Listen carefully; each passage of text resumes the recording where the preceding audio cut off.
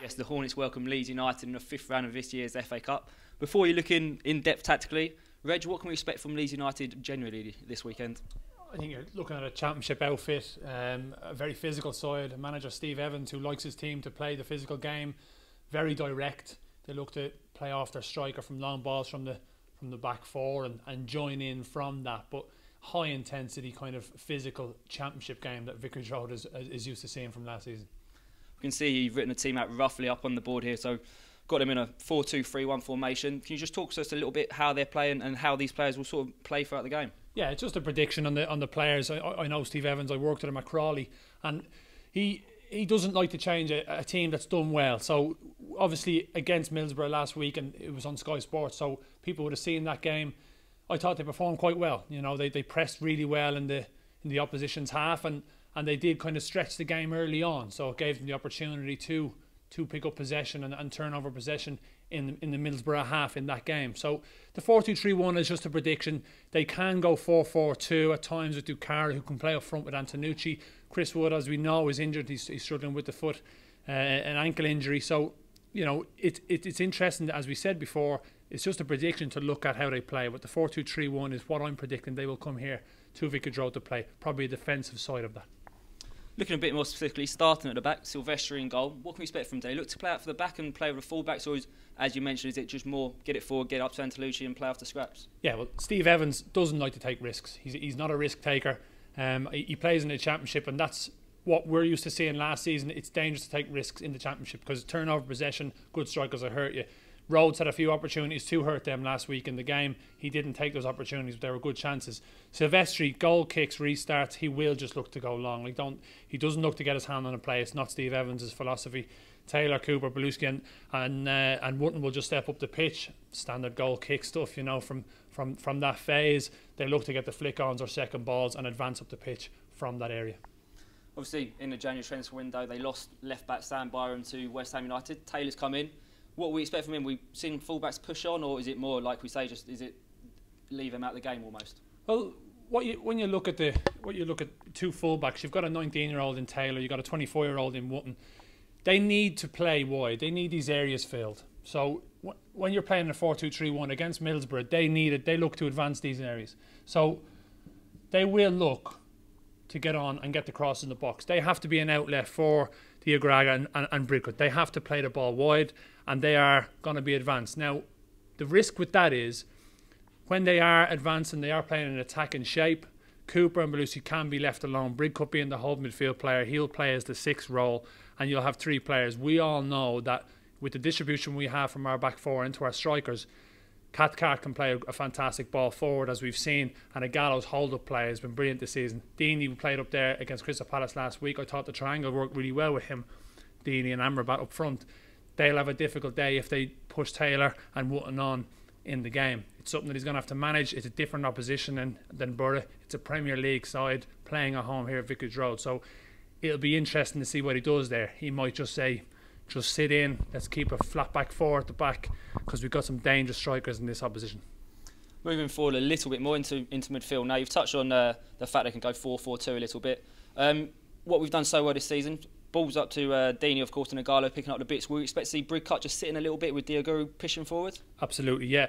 Diagraga had some fantastic chances against Middlesbrough, and where he got his chances from, what we had, you had Brickcut, who just sits here. He literally just says, okay, you go.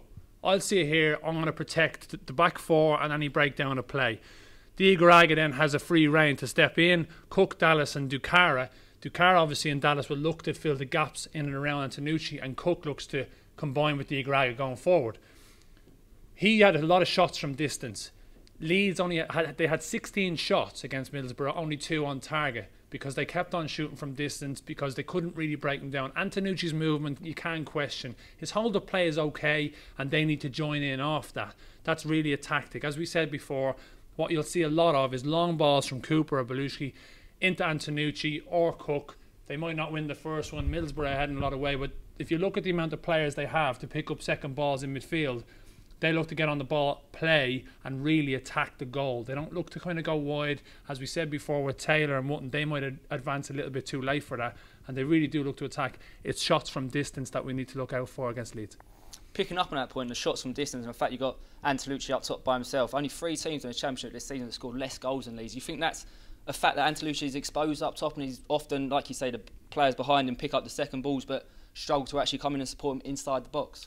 Yeah, absolutely. What you've got as well, Antelucci, Chris Wood is their striker. We're used to seeing Chris Wood on the Leeds side. He's the big, strong man. He would be their Deeney as such. Maybe not on that level, no disrespect, but we all know what the influence Troy Deeney has for Watford Football Club. With Leeds don't have Chris Wood playing at the moment, so that long ball doesn't stick a lot. Antelucci, as I said before, he doesn't hold the ball up as well as Chris Wood might do. He doesn't really join players in. When he does, it does work for Leeds. As we said before, Ducara, Dallas, Diagoraga breaking from midfield, they can pick up these balls. They just don't look to combine. It's the only little bit of their play which I'd prefer to see more, especially against Middlesbrough. He should play really on the shoulder, the centre halves, and these guys then are going to pick up any balls in these areas to advance. As we said before, the shots from distance. So Steve Evans might look at that from the game against Middlesbrough and think, okay, how can we hurt the opposition? We haven't scored again. Can we look at different areas? They might then look, okay, can we maybe play the 4-4-2 or play people out in the wings, let our midfielders just deal with the middle pack? Little look at us now, us going forward on the pitch here. General question, but sort of looking at the way they're going to set up and the way they've played in the past, what areas do you think we can look to really get at them and look to get success?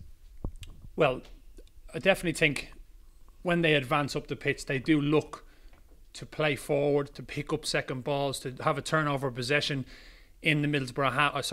In the opposition half in the game against Middlesbrough, they did it quite a lot. The only reason that worked against Middlesbrough is because Middlesbrough played a lot of football, took a lot of risks coming out from the back, and not realising really that, be it that Bridcut be the holding midfield player, Diagoraga, Cook, Dallas, Ducara, and Antelucci dropping back in here to win the ball back. You've got quite a difficult, a very busy area there in midfield. So Middlesbrough, not a direct team, they found it hard to get out. I think Watford at times have managed the game really, really well. They've played that direct ball. They've played that, as the manager has alluded to in interviews, the 35-yard, 40-yard space he wants to give his midfielders to play in midfield, in the big area. So I think against Crystal Palace, you could see that in the first half. Crystal Palace are the ones playing the very long balls. It wasn't working for them. Watford picked up possession, and they did look to play. Because we played in midfield against Crystal Palace. We had the 3 hold midfield players, Watson, Capoue and Barami. Those players are very comfortable on the ball.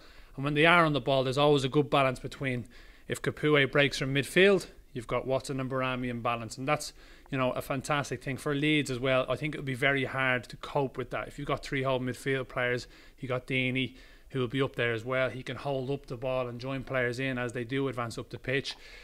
These are going to be the areas that I just think we need to make sure we cover, because as we said before, the 4-2-3-1 or 4-3-2-1 formation we can play, it can leave quite narrow, and it just might leave that 1v1 opportunities or 2v1 if Dallas joins in against our fullback.